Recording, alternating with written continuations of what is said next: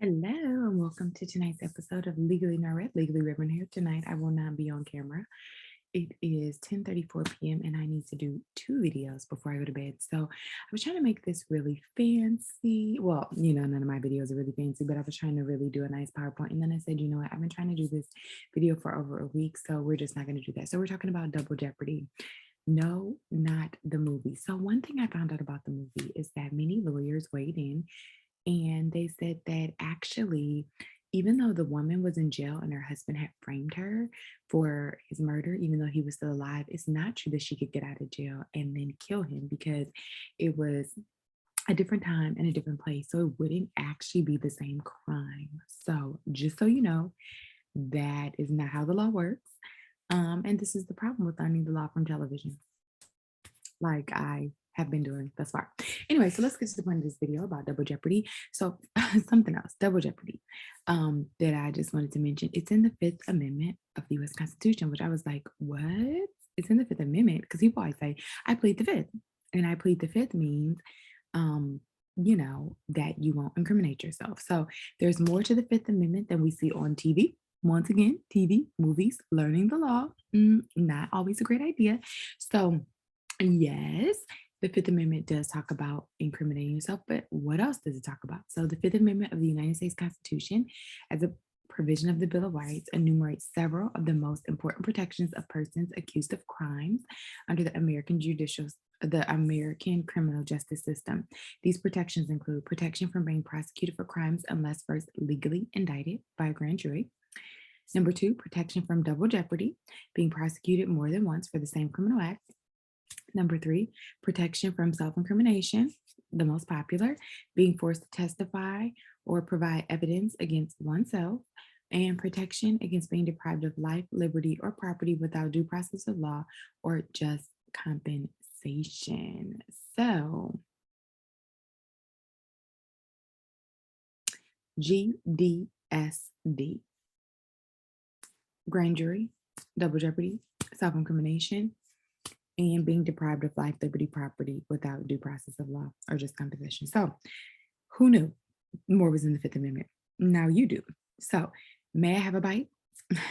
Actually, after seeing this, uh, people say the double jeopardy is the clause preventing the government from taking a second bite of the apple. I actually just had apple and peanut butter. I don't know if that ever happens to you, but the power of suggestion. So what I really wanted was ice cream, but I figured peanut butter and apple was a good compromise. So let's go here and look at a little bit more about the double jeopardy. So, it's part of the Fifth Amendment. Okay, the Fifth Amendment, as part of the original 12 provisions of the 12 Bill of Rights, was submitted to the states by Congress September 25th, 1789, and was ratified on December 15th, 1791. The complete text of the Fifth Amendment states no person shall be held to answer for a capital or otherwise infamous crime unless on presentment or indictment of the grand jury, except in cases arising in the land or naval forces or in the militia when in actual service in time of war or public danger. Nor shall any person be subject to the same offense to be twice put in jeopardy of life or limb, nor should they be compelled in any criminal case to be a witness against himself, nor be deprived of life, liberty, or property without due process of law, nor shall private property be taken for public use without just compensation. So, one of the things that I wonder here was what was it like under the British system, why they decided to put this into the Bill of Rights in the first place? But so we're not going to talk about indictment by grand jury because we're talking specifically about double jeopardy. So double jeopardy clause in the Fifth Amendment mandates that defendants, once acquitted of a certain charge, may not be tried again for the same offense at the same jurisdictional level. Defendants may be tried again if the previous trial ended in a mistrial or a hung jury, if there is evidence of fraud in the previous trial, or if the charges are not precisely the same. For example, the Los Angeles police officers who were accused of beating Rodney King after being acquitted on state charges were convicted on federal charges for the same offense. Specifically, the double jeopardy clause applies to subsequent prosecution after acquittals, after convictions, after certain mistrials, and in cases of multiple charges included in the same grand jury indictment. So, if it's a different charge, if it's a mistrial, These are things that you could be tried again for it. And here we see that it has to be the same offense at the same jurisdictional level. So those officers who were acquitted for beating Rodney King were in state charges were then convicted on federal charges. Okay. So I am just a little bit interested in property rights and taking clause. The last clause of the Fifth Amendment, known as the taking clause, protects the people's basic property rights by banning federal, state, and local governments from taking privately owned property for public use under the rights of eminent domain without offering owners just compensation. However, the U.S. Supreme Court, through its controversial 2005 decision in the case of Kelo v. New London, weakened the takings clause by ruling that cities could claim private property under eminent domain for purely economic rather than public purposes like schools, freeways, or bridges. All right. So that is what we know about the Fifth Amendment. Let me just go back one. Let me see if it does it. Okay, here we go. This one's all about double jeopardy. So what is double jeopardy? Legal definition and examples. Here is where we got the second bite of the apple. All right, so, this is the O.J. Simpson trial. How about that? Wow, the courtroom seems so much bigger on TV. All right, so let's look here. So the legal term for double jeopardy refers to constitutional protection against being made to stand trial or face punishment more than once for the same criminal offense. The Double Jeopardy Clause is present in the Fifth Amendment of the U.S. Constitution, which provides that no person shall be subject for the same offense to be twice put in jeopardy of life or limb. Key takeaways for Double Jeopardy. Double Jeopardy Clause included in the Fifth Amendment of the Constitution provides for protection against being prosecuted again for the same offense after being acquitted, convicted, and are punished for the same offense. Once acquitted, a defendant cannot be retried for the same offense on the basis of new evidence, no matter how much evidence there may be.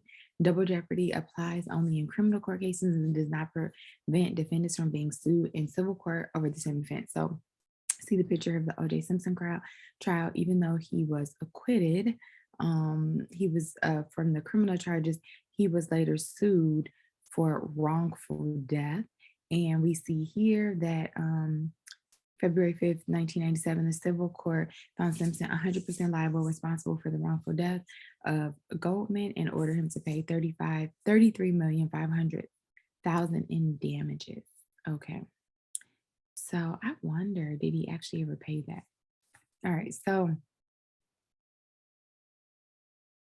in essence, the Double Jeopardy Clause holds that once an accused person has been acquitted, convicted, or punished for a particular crime, they cannot be prosecuted or punished again for the same crime in the same jurisdiction. The framers of the Constitution have several reasons for providing protection against double jeopardy: preventing the government from using its power to wrongfully convict innocent persons, protecting the people from the financial and emotional damages of multiple prosecutions, preventing the government from simply ignoring jury's decisions it did not like, and restricting the government from bringing excessively harsh charges against defendants. In other words, the framers didn't want the government to use its extensive powers to get what attorneys call a second bite at the apple.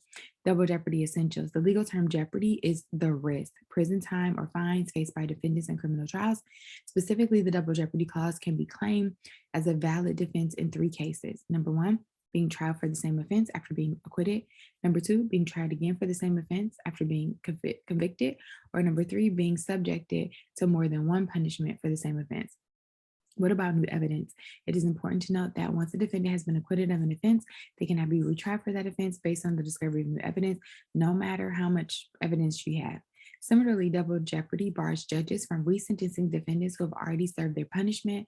For example, a defendant who had completed a given prison term for selling 5 pounds of cocaine could not be resentenced to a longer term because it was later discovered that he or she had actually sold 10 pounds of cocaine. When double jeopardy doesn't apply, the protection of double jeopardy clause does not always apply, mainly through legal interpretations over the years. The courts have developed certain principles for deciding the applicability of double jeopardy as a valid defense. So civil lawsuits.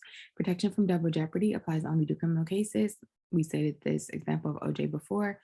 Lesser charges for the same offense. While double jeopardy prohibits different prosecutions for the same offense, it does not protect defendants from multiple prosecutions for multiple offenses. For example, a person acquitted of murder could be tried again on the lesser included offense of involuntary manslaughter. Jeopardy must begin. Before double jeopardy clause can apply, the government must actually place the defendant in jeopardy.